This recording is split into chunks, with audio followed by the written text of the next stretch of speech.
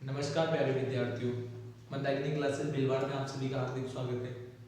आप सभी बेहतरीन ढंग से अध्ययन कर रहे होंगे और अपनी पढ़ाई की गति आप सभी ने तेज कर दी होगी।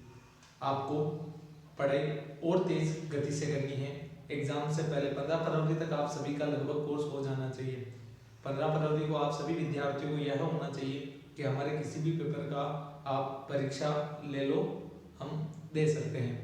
आपको 15 फरवरी तक आपका संपूर्ण सिलेबस, आपका संपूर्ण कोर्स कंप्लीट करना है। कल हमने रासायनिक अभिक्रिया के प्रकार पढ़े थे, जिसमें संयोजन अभिक्रिया और वियोजन अभिक्रिया के बारे में हमने पढ़ लिया था। वियोजन अभिक्रिया 3 प्रकार की थी, जिसमें प्रकाशीय वियोजन, ऊष्मीय वियोजन और वैद्युत वियोजन अभिक्रिया का हमने अध्ययन किया था। उसके बाद आज हम अध्ययन करेंगे ऊष्माक्षेपी अभिक्रिया का। हमारे को अवगत है कि किसी भी रासायनिक अभिक्रिया में अभिकारक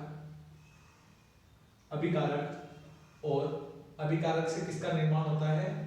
उत्पाद का निर्माण होता है। तो हमने संयोजन अभिक्रिया में बोला था कि 2 या 2 से अधिक अभिकारक मिलकर एक उत्पाद का निर्माण करते हैं। वियोजन अभिक्रिया में हमने बोला था कि एक एकल अभिकारक टूटकर या विघटित होकर 2 या 2 से अधिक उत्पादों का निर्माण करता है। ऊष्माक्षेपी अभिक्रिया की अगर मैं बात करूं तो आपको देखने से क्या अभी प्रतीत हो रहा है क्या ये कौन सी अभिक्रिया है? आप बता सकते हैं ये कौन सी अभिक्रिया है? आप नहीं बता सकते। अगर मैं बोलूं कि अभिकारक से उत्पाद बन रहा है, इसमें ना तो एक अभिकारक टूटकर 2 उत्पाद बना रहा है, ना 2 या 2 से अधिक अभिकारक मिलकर एक उत्पाद बना रहे हैं। यहां अगर मैं इसमें उत्पाद के साथ ऊष्मा को और सम्मिलित कर दूं तो आप देखकर बता सकते हैं कि ऐसी अभिक्रिया जिसमें उत्पाद के साथ ऊष्मा भी बाहर मुक्त होती है तो उसे कौन सी अभिक्रिया बोलते हैं? ऊष्माक्षेपी अभिक्रिया। अतः ऐसी रासायनिक अभिक्रिया जिसमें अभिकारक से उत्पाद के निर्माण के फलस्वरूप सह उत्पाद या सह ऊष्मा भी निकलती है, उसे हम कौन सी अभिक्रिया बोलते हैं? ऊष्माक्षेपी अभिक्रिया बोलते हैं। तो इसकी परिभाषा लिखिएगा, ऐसी रासायनिक अभिक्रिया जिसमें अभिकारक से उत्पाद के निर्माण के साथ साथ ऊष्मा भी मुक्त होती है, उसे ऊष्माक्षेपी अभिक्रिया कहते हैं। ऊष्माक्षेपी अभिक्रिया 3 प्रकार की है। हमारे ऊष्माक्षेपी अभिक्रिया कितने प्रकार की दे रखी है? 3 प्रकार की। मतलब क्वेश्चन आते हैं इसमें। एक तो दे रखा है क्या प्राकृतिक गैस का दहन, एक दे रखा है श्वसन, और एक आपके दे रखा है वनस्पतियों का अपघटन।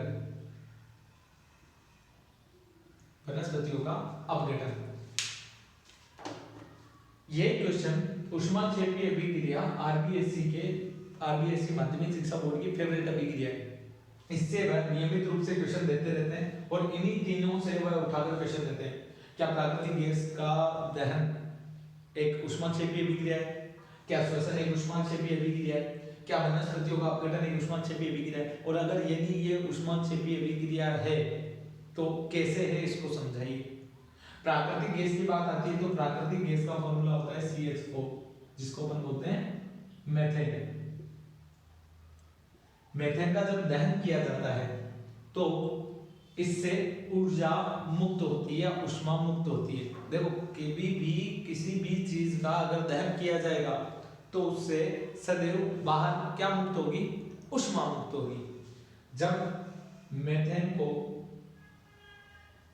ऑक्सीजन की उपस्थिति में इसका क्या किया जाता है?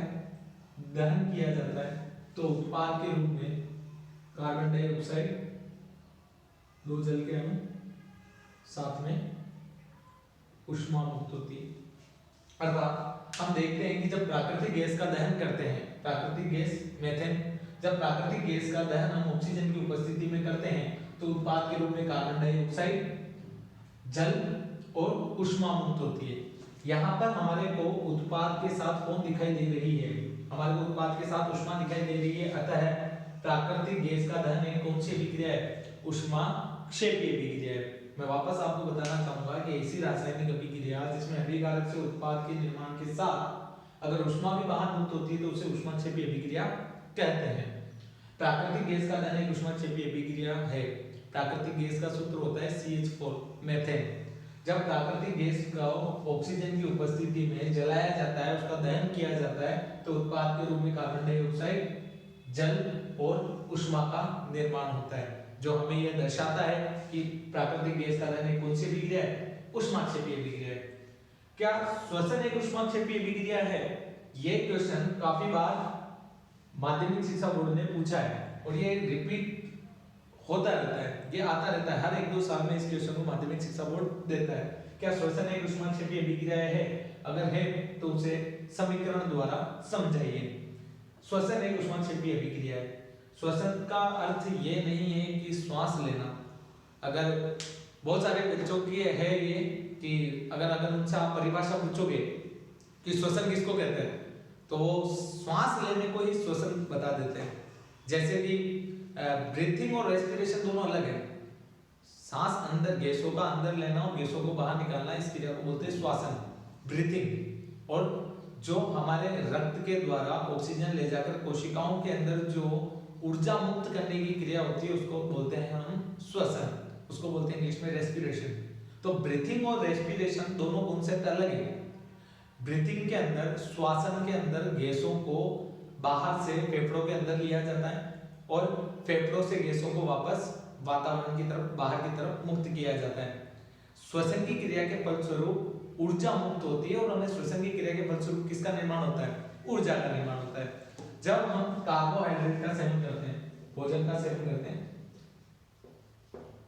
कार्बोहाइड्रेट का सेवन करते हैं, ग्लूकोज का सेवन करते हैं, तो हमारे शरीर में ऑक्सीजन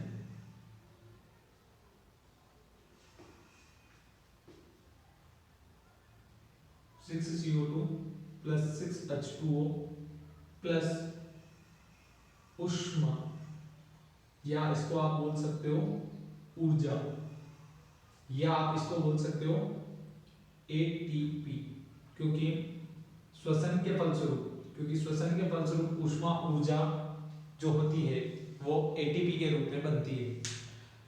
श्वसन एक ऊष्माक्षेपी अभिक्रिया है। श्वसन की अभिक्रिया में क्या होता है कि कार्बोहाइड्रेट, कार्बोहाइड्रेट ऑक्सीजन के साथ अभिक्रिया कर कार्बन डाइऑक्साइड, जल का निर्माण करता है और उत्पाद के रूप में ऊष्मा का निर्माण करता है। और वो ऊष्मा किसके रूप में होती है? ATP के रूप में होती है। हमारे शरीर में हम जब भोजन ग्रहण करते हैं तो वह कार्बोहाइड्रेट, ग्लूकोज, ग्लाइकोजन के रूप में स्टोर हो जाता है। रक्त के द्वारा ऑक्सीजन को कोशिकाओं तक ले जाया जाता है। आपका जो भोजन आपने ग्रहण किया है, जो पाचन हो चुका है ग्लाइकोजन के रूप में, वो भोजन कोशिकाओं में जाकर एकत्रित हो जाता है ग्लाइकोजन की फॉर्म में। हमारे ब्रीथिंग की क्रिया के द्वारा हम वातावरण से ऑक्सीजन ग्रहण करते हैं और यह ऑक्सीजन रक्त के द्वारा जो हीमोग्लोबिन से जुड़कर, हमारी ऑक्सीजन हीमोग्लोबिन की सहायता से रक्त से जुड़ जाती है और विभिन्न कोशिकाओं तक पहुंचती है। विभिन्न कोशिकाओं तक यह पहुंचकर कार्बोहाइड्रेट का विखंडन करती है। कार्बोहाइड्रेट का विखंडन, इसके टुकड़े करने के फलस्वरूप इससे हमारे को ऊर्जा मिलती है और मानवों को ऊर्जा किस रूप में मिलती है? ATP के रूप में मिलती है। तो श्वसन भी एक कौन सी अभिक्रिया है? ऊष्माक्षेपी अभिक्रिया है। यही बात आ जाती है वनस्पतियों का अपघटन। हाँ, वनस्पतियों का अपघटन भी एक कौन सी अभिक्रिया है?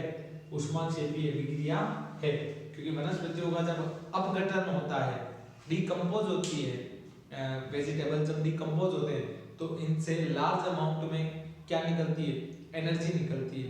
तो अतः हम कह सकते हैं कि वनस्पतियों का अपघटन भी एक ऊष्माक्षेपी अभिक्रिया है। मैं आशा करता हूं कि आपको ऊष्माक्षेपी अभिक्रिया विस्तार से समझ में आई होगी। एक बार आप इसका स्क्रीनशॉट ले लें।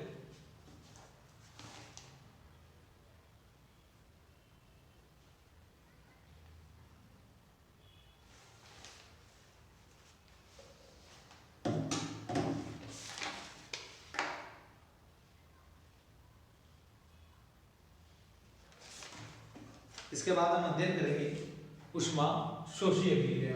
एक बार मैं वापस आपको बता देता हूँ ऊष्माक्षेपी अभिक्रिया। अभिकारक से जब उत्पाद बनता है तो उत्पाद के साथ बाहर कौन मुक्त होती है? उत्पाद के साथ आपके ऊष्मा भी बाहर मुक्त होती है, बाहर निकलती है, उत्पाद के साथ ऊष्मा बाहर निकलती है, उसे कौन सी अभिक्रिया बोलते हैं? ऊष्माक्षेपीय अभिक्रिया बोलते हैं। आप विद्यार्थियों से निवेदन है कि आप मोबाइल को फुल डिस्प्ले करके देखें, उससे आपको थोड़ा जो विजुअल है वो सही आएगा। अब हम पढ़ेंगे ऊष्मा शोषी अभिक्रिया।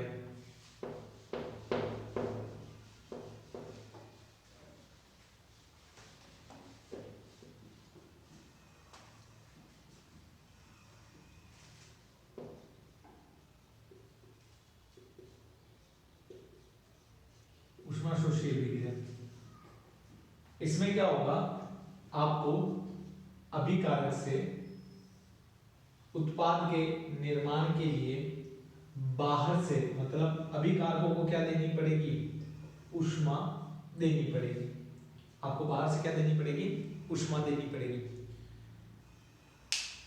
ऐसी रासायनिक अभिक्रिया जिसमें अभिकारकों से उत्पाद के निर्माण के लिए आपको अगर बाहर से ऊष्मा देनी पड़े तो वह कौन सी अभिक्रिया कहलाती है? ऊष्मा शोषी अभिक्रिया कहलाती है।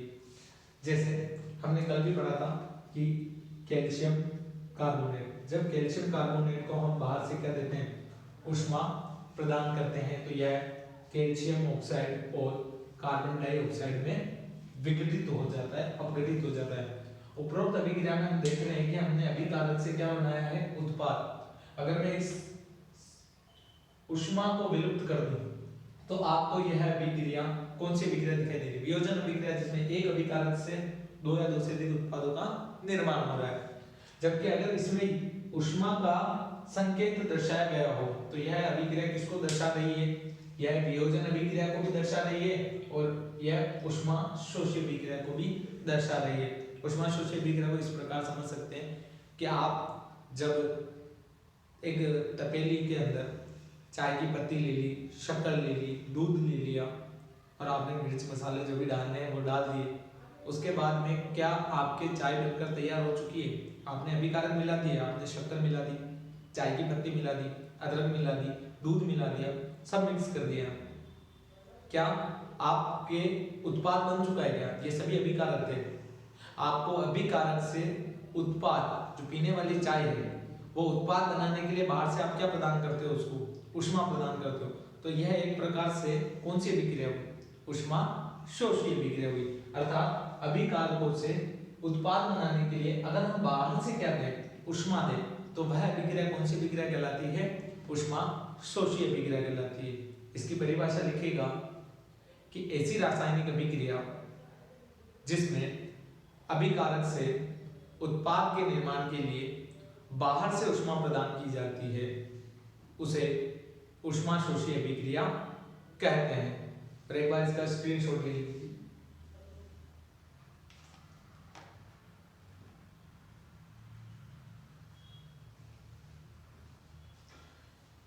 ठीक है, ज्यादा विलंब नहीं करते हुए आज कक्षा को थोड़ा तीव्र गति से हम संपन्न करने की कोशिश करते हैं। इसके बाद हम अभिक्रिया पढ़ेंगे विस्थापन अभिक्रिया, डिस्प्लेसमेंट रिएक्शन, विस्थापन अभिक्रिया। ये अभिक्रिया जब भी पढ़ाता हूं तो मुझे बहुत आनंद आता है, क्योंकि प्रकृति का नियम इस अभिक्रिया के द्वारा दर्शाया जाता है। तो आप भी इसको समझने का प्रयास कीजिएगा। विस्थापन अभिक्रिया की बात को मैं थोड़ा कुछ इस प्रकार समझाऊंगा। आपको अभिकारक दिख रहे हैं, दो अभिकारक हैं और ये भी एक अभिकारक है। इन दोनों के बीच में अभिक्रिया हुई और उत्पाद जब बनता है तो हम देखते हैं कि उत्पाद जब बनता है तो हम देखते हैं कि ये बनता है। विस्थापन अभिक्रिया इसको ही कहते हैं। आपको समझ में आ रहा होगा। देखिए विस्थापन अभिक्रिया में क्या होता है। देखो आपने एक चीज नोटिस की या नहीं की, मैंने जितनी भी अभिक्रियाएं पढ़ी, ये संयोजन हो, वियोजन हो, ऊष्माक्षेपी हो, ऊष्माशोषी हो या फिर विस्थापन हो, और आगे भी जो अभिक्रियाएं पढ़ूंगा, चाहे वो द्विविस्थापन हो, रेडॉक्स हो, उपचयन हो या अपचयन हो, मैं सभी अभिक्रियाओं में आपको बताना चाहूंगा कि मेरा मेन जो फोकस है वो किस पे? अभिकारकों पे। मैं अभिकारक और उत्पाद में बस चेंजेस देख रहा हूं। अगर एक अभिकारक टूटकर दो या दो से अधिक बना रहा है तो मैंने बोला कि वियोजन है। दो या दो से अधिक अभिकारक जुड़कर अगर एक उत्पाद बना रहे तो संयोजन है। अगर अभिकारक से जब उत्पाद बन रहा है तो उसके साथ अगर ऊष्मा बाहर निकल रही है तो ऊष्माक्षेपीय अभिक्रिया है। अगर अभिकारकों से उत्पाद बनाने के लिए अगर मैं ऊष्मा दे रहा हूं तो ये ऊष्माशोषी अभिक्रिया है। विस्थापन अभिक्रिया में क्या हो रहा है, अभिकारक थे, कुछ ना कुछ इन्होंने अभिक्रिया की और इन्होंने क्या बना लिए, उत्पाद बना लिए। देखो इसमें क्या हो रहा है, दो ताकतवर व्यक्तियों की बात चल रही है यहाँ पे। अब ये देखो क्या है कि दो, ये x है, ये y है, और ये भैया हमारे x है और ये भी y है, और ये जो हमारे ग्रीन कलर में है जो है z है। इस अभिक्रिया में क्या होता है, देखो ये x और y बहुत घनिष्ठ मित्र हैं, x और y घनिष्ठ मित्र हैं। मैं इसको थोड़ा इस तरीके से नहीं समझाएंगे, कुछ आसान भाषा में समझाने की कोशिश करूंगा।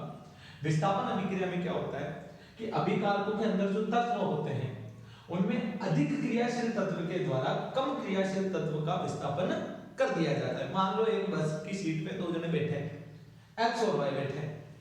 अब इसमें एक कोई ताकतवर व्यक्ति आता है और ताकतवर व्यक्ति, क्रियाशील व्यक्ति, ज्यादा क्रियाशील व्यक्ति आता है और आकर वो किसके पास बैठ जाता है, x के पास बैठ जाता है। अर्थात y किससे कम क्रियाशील है, z से कम क्रियाशील, और कम क्रियाशील है तो आपको जगह छोड़नी पड़ेगी भैया। अगर आप कम क्रियाशील हो तो आपको जगह छोड़नी पड़ेगी, आप कम ताकतवर हो तो आपको जगह छोड़नी पड़ेगी, आपको हारना पड़ेगा। तो यहाँ क्या हो रहा है विस्थापन अभिक्रिया में कि जब अभिकारकों के तत्वों के बीच में जब अभिक्रिया होती है, ऐसी रासायनिक अभिक्रिया जिसमें अधिक क्रियाशील तत्व के द्वारा कम क्रियाशील तत्व का क्या कर दिया जाता है, डिस्प्लेसमेंट कर दिया जाता है, विस्थापन कर दिया जाता है। इसको कौन सी अभिक्रिया बोलते हैं, विस्थापन अभिक्रिया बोलते हैं। यहाँ पर Z क्या है, यहाँ पर जो Z तत्व है वो क्या है, अधिक क्रियाशील है, अधिक क्रियाशील है, जबकि जो Y है वो क्या है, कम क्रियाशील है। जाहिर सी बात है, प्रकृति का नियम है ये तो कि अधिक क्रियाशील लोग कम क्रियाशील व्यक्तियों को डिस्प्लेसमेंट कर देते हैं। अगर कोई व्यक्ति ऐसा है भाई साहब, कोई ऊर्जा नहीं है, ढीले ढाले व्यक्ति हैं, तो ऊर्जाशील व्यक्ति आएंगे और जगह छीन कर ले जाएंगे भैया। तो अधिक क्रियाशील तत्वों के द्वारा कम क्रियाशील तत्वों का क्या कर दिया जाता है, विस्थापन कर दिया जाता है। तो विस्थापन अभिक्रिया की परिभाषा लिखिएगा, ऐसी रासायनिक अभिक्रिया जिसमें अधिक क्रियाशील तत्व के द्वारा कम क्रियाशील तत्व का विस्थापन कर दिया जाता है, उसे विस्थापन अभिक्रिया कहते हैं। इसका हम एग्जांपल देखते हैं, आइए देखते हैं। सेम इसी तरीके से मैं आपको थोड़ा समझाने की कोशिश करूंगा। जैसे कॉपर सल्फेट, ये X है और ये सल्फेट भी है, कॉपर सल्फेट है। इसका जो विलयन होता है, इसका विलयन कौन से रंग का होता है, इसका विलयन होता है नीले रंग का, नीले रंग का विलयन होता है, नीले रंग का विलयन होता है। अब इस नीले रंग के विलयन में मैंने फेरस कील डाल दी, लोहे की मैंने इसमें क्या डाल दी, कील डाल दी। इन दोनों के बीच में मैंने अभिक्रिया कर दी, अभिक्रिया हुई। फेरस अधिक क्रियाशील है कॉपर से, फेरस धातु अधिक क्रियाशील है कॉपर धातु से, तो क्या होगा, डिस्प्लेसमेंट हो जाएगा। भैया कॉपर को तो कह देंगे कि आप निकलो भैया बाहर, तबियत से बाहर निकलो आप, और कॉपर की जगह पे कौन बैठेंगे, आपके कॉपर की जगह पे बैठ जाएंगे फेरस भैया बैठ जाएंगे। मतलब यहाँ पर आपके किसका निर्माण हो जाएगा, फेरस सल्फेट का। यहाँ पर आपको दिखाई दे रहा होगा कि कॉपर से अधिक क्रियाशील कौन है, फेरस। और अगर अधिक क्रियाशील है तो वह किसका विस्थापन कर देगा, कॉपर का विस्थापन कर देगा। तो इस अभिक्रिया में हम देखते हैं कि अधिक क्रियाशील तत्व के द्वारा कम क्रियाशील तत्व का डिस्प्लेसमेंट कर दिया गया है, अर्थात विस्थापन कर दिया गया है, और उत्पाद के रूप में किसका निर्माण हुआ है, फेरस सल्फेट का निर्माण हुआ है।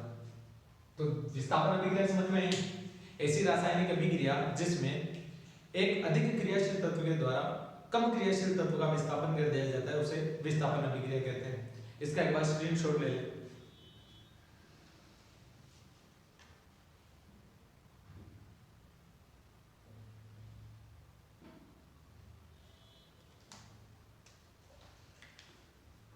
विस्थापन अभिक्रिया में ये क्वेश्चन बहुत बार पूछा गया है, आपके महत्वपूर्ण प्रश्नों में भी दिया गया है, और अगर ये पूछा भी जाएगा तो 2 नंबर में दिया जाएगा कि जब कॉपर सल्फेट के विलयन में लोहे की कील डुबोई जाती है तो उसका रंग क्यों परिवर्तित हो जाता है। अच्छा ये भी है कि ये जो फेरस सल्फेट है ये एक विलयन है, और इस विलयन का रंग कैसा हो जाता है, हरा रंग हो जाता है। नीले रंग से कॉपर सल्फेट का जो नीला रंग था, अगर उसमें आप लोहे की कील डालोगे तो इस नीले रंग के विलयन का कलर चेंज होकर किस में बदल जाएगा, हरे रंग में बदल जाएगा। और इस जो ये लोहे की कील है, इस लोहे की कील पर भूरे रंग की परत का जमाव हो जाएगा। तो विस्थापन अभिक्रिया उम्मीद है आप सभी को समझ में आई होगी। इसके बाद हम पढ़ते हैं द्विविस्थापन अभिक्रिया, और ये भी बहुत इंटरेस्टिंग अभिक्रिया है, देखिएगा आपको मजा आएगा। द्विविस्थापन अभिक्रिया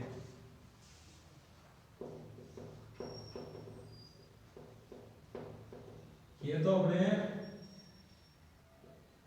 अपने जो मेवाड़ी मामला है ना, अपने यहाँ का जो मामला है ये अपने मामले पे डिपेंड है।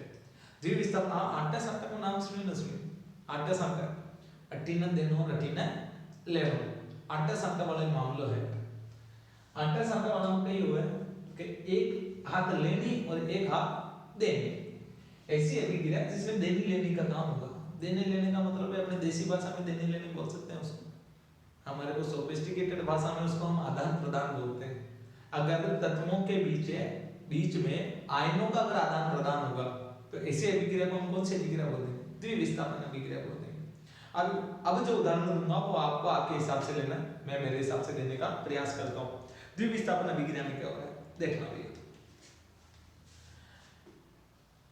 ये 2 अभिकारक हैं और ये 2 अभिकारक है। इन दोनों के बीच में क्या हुई है अभिक्रिया, अभिकारकों के मध्य अभिक्रिया होती है और उत्पाद बनता है, ठीक है। अभिकारक आपस में क्रिया करेंगे और ये वाला अभिकारक बोल देगा कि भैया मेरे को तो ये आदमी समझ में नहीं